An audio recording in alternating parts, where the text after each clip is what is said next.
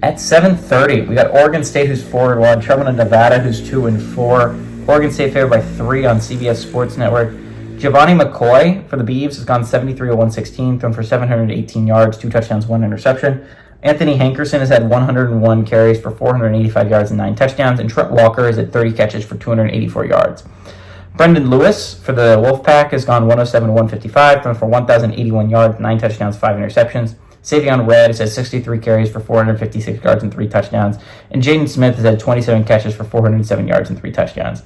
Oregon State is 3-1 all-time against Nevada. Last game to go to Nevada in 2018, though. Oregon State is 1-1 at Nevada, and their own 1-1 possession football games, which is what this is expected to be about. Again, I'll talk about what I talked about earlier with Washington State. Oregon State's a really interesting team to me because they're 4-1. They have the name of a Power 4 team. They have the money of a Power 4 team. They do not have a conference, but they're kind of like an independent is how I would judge them, like Notre Dame is. It's kind of how I would judge Oregon State and Washington State. They both have a loss.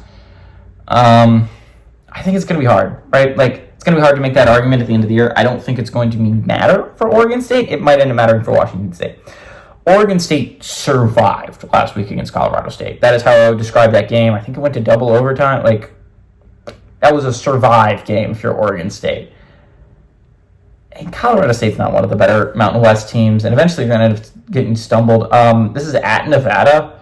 And Nevada is one of the better 2-4 teams in the entire country. They could have beaten SMU, they could have beaten Georgia Southern, and they could have beaten San Jose State a couple weeks ago.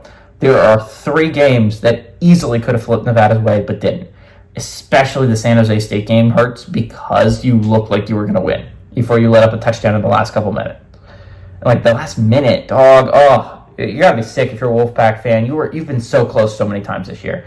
And honestly, there's bright sides to that, like, right? Like, honestly, you weren't in that many games last year. There's a reason why you only won, I think, 2, which is like your win this year so far.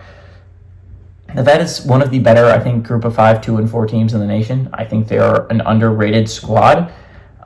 They're going to Nevada. Nevada's coming off another heartbreaker, and I know eventually it's going to break their backs. But I do think Nevada is a solid team. Like, Nevada is underrated. They have played good football if you just haven't played winning football. Oregon State has played winning football. They've found ways to win close games.